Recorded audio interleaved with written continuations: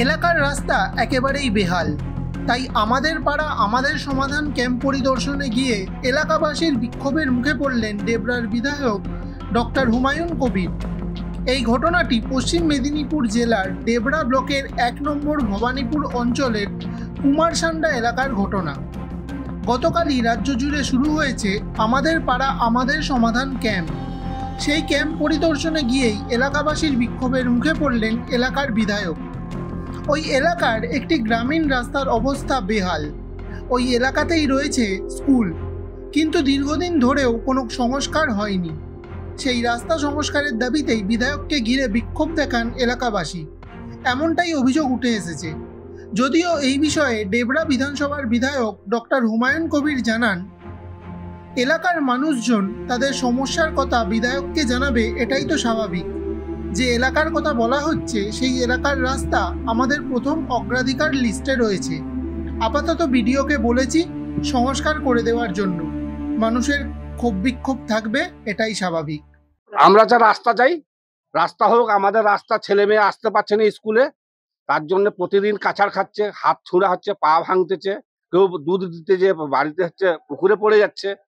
এই ধরনের প্রবলেমের জন্য আমরা আজকে দীর্ঘদিন এই রাস্তা শুধু আবেদনই জানিয়ে যাচ্ছি, আর নেতা পঞ্চায়েতরা বলছে হয়ে যাবে, কিন্তু কোনো কার্যকারী হচ্ছে না। কোনখান থেকে কোথাও অবধি রাস্তা? আমাদের আকালপোষ থেকে পুরা হচ্ছে মানে চকরাজপুর অবধি। কত কিলোমিটার হবে? ওটা 1.5 কিলোমিটার রাস্তা। ওই তো রাস্তা। কতদিন সমস্যা এই রাস্তা? এই রাস্তার সমস্যা এরকম দীর্ঘ বছরের সমস্যা। এটা কত মানুষ যাতায়াত করে এই রাস্তার উপর দিয়ে? এই রাস্তা প্রতিদিন হচ্ছে 2-4 হাজার লোক যাতায়াত করে। আজকে কাদের সামনে কাকে বিক্ষোভ দেখালেন? আমরা আজকে যে বিডিও এমএলএ সাহেব প্রধান এসেছিলেন সবাই, তাদের কাছে বললাম দুয়ারে সরকার হচ্ছে, সে দুয়ারে সরকারের কাছে আমরা বলেছিলাম এটাই মেন রাস্তা, আর কোনো বাইপাস রাস্তা নেই। সমাধান কিছু হলো? কিছু বললো? সমাধান বলছে হয়ে যাবে, এই কথাই বলছে।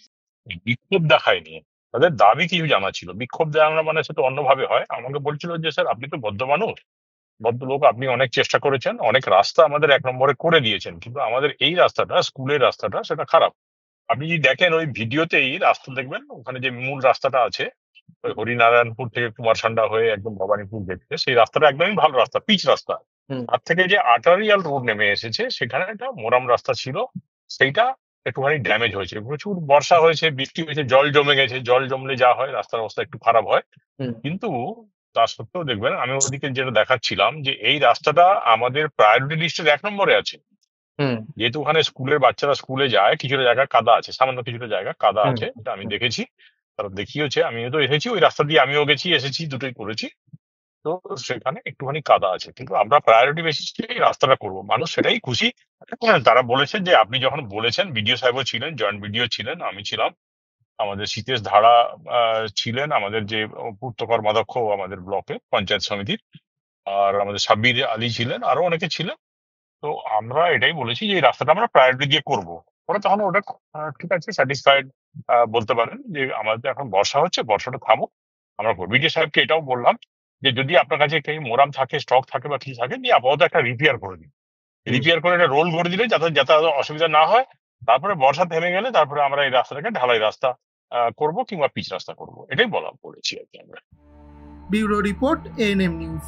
আরও খবরের আপডেট পেতে সাবস্ক্রাইব করুন আমাদের ইউটিউব চ্যানেলটি আর বেল আইকনে ক্লিক করুন নোটিফিকেশনস পেতে।